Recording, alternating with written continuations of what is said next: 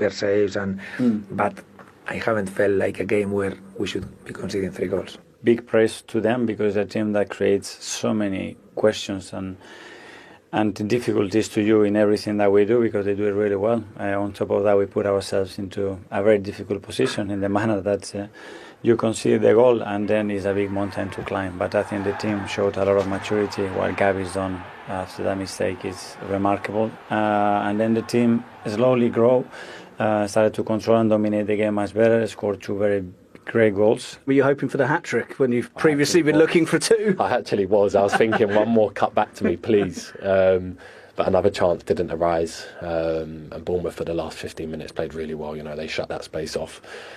So I was gutted to not get the hat-trick. But I'll keep trying. Maybe one day that might come. Well, if he keeps adding the goals, Jermaine, he becomes even more the complete midfielder, doesn't he?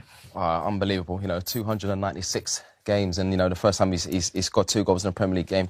But I mean, what a performance! You know, I think when you look at the modern day midfielder, you know, he does everything. You see here level just to get you out the pitch. And I remember Declan speaking a few years back, and he sort of like modelled his game on Yaya Toure, and that was sort of like Yaya Toure, like, you know, just getting you out the pitch. Unfortunately, didn't get the free kick there.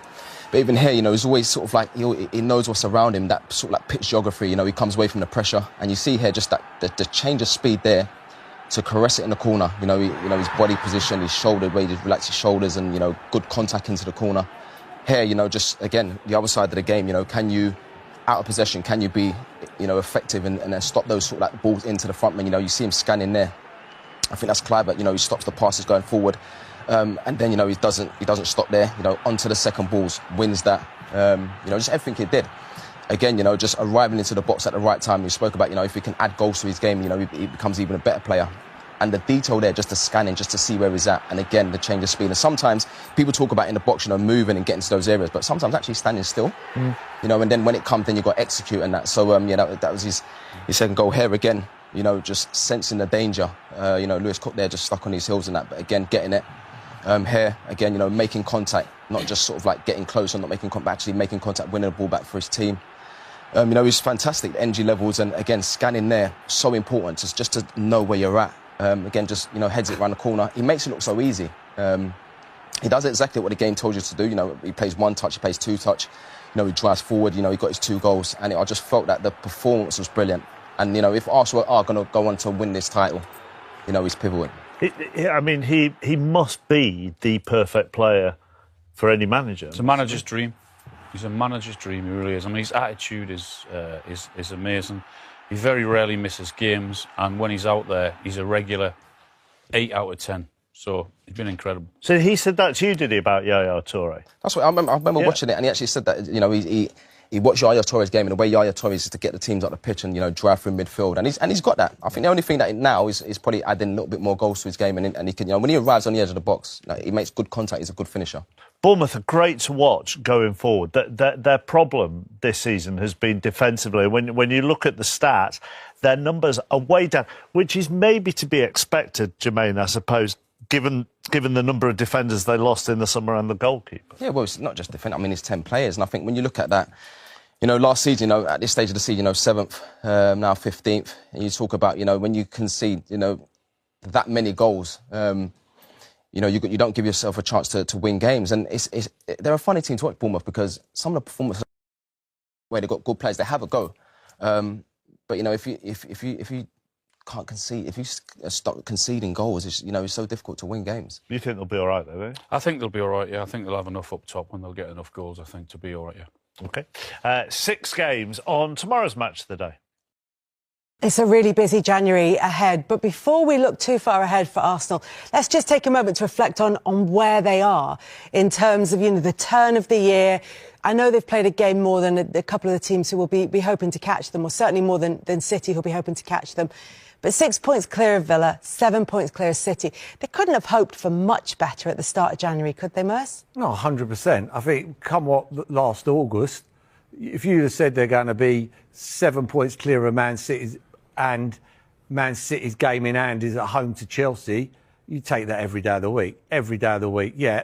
They just got to keep on going. They just got to keep on game by game. The games go very quickly. You know, I think how many games in January, so many games, bang. Before you know it'll be March and then it starts. The last 8 games. Man City will be thinking, if we can get within 3 points of Arsenal with 7 games to go, we will fancy our chances very strongly. If it's at 6 and 7s, I don't see it. But get down to 3, and then I think it's proper game on. That's what Man City will be aiming for. And it's not just that cup. It's top of the Champions League table. Everything is going so well for them.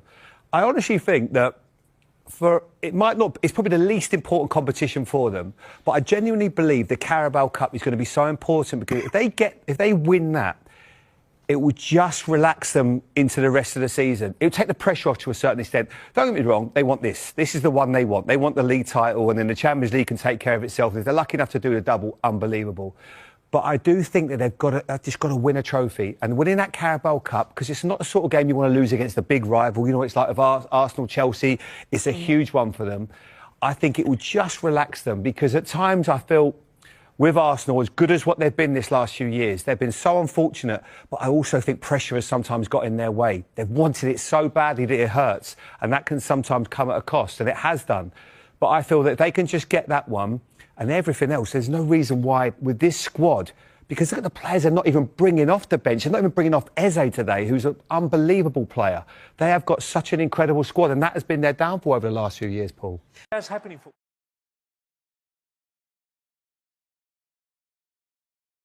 Well, in the end, the Gunners march on with a 3-2 win in this one. Let's have a look at the Premier League standings, because as I said, it's painting a pretty picture for Arsenal right now. 6 points clear at the top. Aston Villa, who also got a win today, they're in second, only just as Manchester City are getting ready to play Chelsea, who are in 5th on Sunday. Well, speaking of Manchester City, we have a former Manchester City man himself. Arneda Manua is joining us with a very sly smile, but we're not going to talk about Manchester City against Chelsea just yet. Nedum, your thoughts on what was another significant win for Arsenal? Yeah, I think it ended up feeling quite significant based on that goal from Krupa Jr. Like, that was a great finish. But I thought from the way the game started, Arsenal were the team that felt like they were in control. And then we saw that mistake from Gabriel. We don't see that ever. I think Xhaka's right in thinking, why is he trying to play that pass? Why is he trying to do it first time? I don't think Evan Nielsen could believe his luck. He's not even pressing. He's just standing literally on the edge of the box. And here, please go. Please tap this into an open net. But like I say, I think Arsenal, for the most part, they look like they would decide who are top of the league. I think they controlled certain elements of the game. And then Bournemouth had some belief. But I think if you look at this game, in reality, you'd want it for Arsenal to be a lot easier, in my opinion. Because we're talking about a Bournemouth side who haven't won a game since October. So for as good as a game as it ended up being, and it felt like Bournemouth could maybe steal another goal, I think for Arsenal, looking at some of the mistakes that they made, I think they need to try and eradicate them from the games coming forward, because, as we know, these next few months are so crucial if you want to win a Premier League title. After what was such a statement win over Aston Villa, Ale, Arsenal are coming along nicely. Yeah, so for some people that are obsessed with looking for reasons as to why Arsenal is not going to do this. So us. I'm not pointing the finger. I'm not pointing the finger. I'm just saying there's some out there that, again, are obsessed with, like, well, they haven't done it in so long. This team hasn't been there before. And apparently you can't do it if you haven't been there before. Look, when Evan Nielsen scores that goal, and in the manner in which the goal came about, if indeed you were inclined to believe that Arsenal were somehow going to give this league away, this would have been the sort of moment that you would point back and say, see, that Gabriel mistake, and a weaker version of Arsenal from the past perhaps would have been vulnerable enough to where it would have made a difference. And it didn't in this game. 3-2 makes it look closer than this game really was, and credit to Krupi and that goal. What a great goal it was, and then certainly it's something to be highlighted. But in terms of the whole of the game, the totality of the game, Arsenal being down 1-0 still felt like they were going to go and win the game. And certainly when 4 minutes later Gabriel is scoring a goal and it's now 1-1, you're thinking, well, it's only a matter of time before they score a second, and they did. And it's only a matter of time before they score a third, and they did. The surprising part was that they allowed Bournemouth to get back into this match. And maybe that's something that you can point the finger and says that they have to improve upon that. But that's nitpicking. You went into Bournemouth and actually got the result, got the 3 points, and you seem to be closing out this cycle of games that have been coming quick and fast. And here you go. This is the moment they're going to fail against Aston Villa? No, they won. This is the moment they're going to fail against Bournemouth? No, they won. So stop looking for reasons as to why this team is going to fail and actually look for reasons as to why this team is going to thrive. You looking at us when you say that? No, you seem pointed to. the finger at us. No, you. I kind of feel guilty. No, I said you, and then you took it in. Yes, Shaka, but Ale has a point because it feels like we're still looking for reasons to not definitively say, yes, this is going to be Arsenal now. I'm sure Nadam's covering his ears, but they're really proving us wrong with 2 big statement wins. To that point, I think Arsenal over the last couple of years has given us reason to question whether they can have 2 good halves of the season, whether they can finish the job off. And we know City, or at least a good version of City, not last season's version of Manchester City, how good they can be in the second half of the season. We're still waiting for Arsenal to prove that to us. Now, in many ways, I thought they stumbled into the Aston Villa game and result. Granted, they were winning, but it felt narrow, it felt a little bit scrappy at times, and then that statement win against Aston Villa.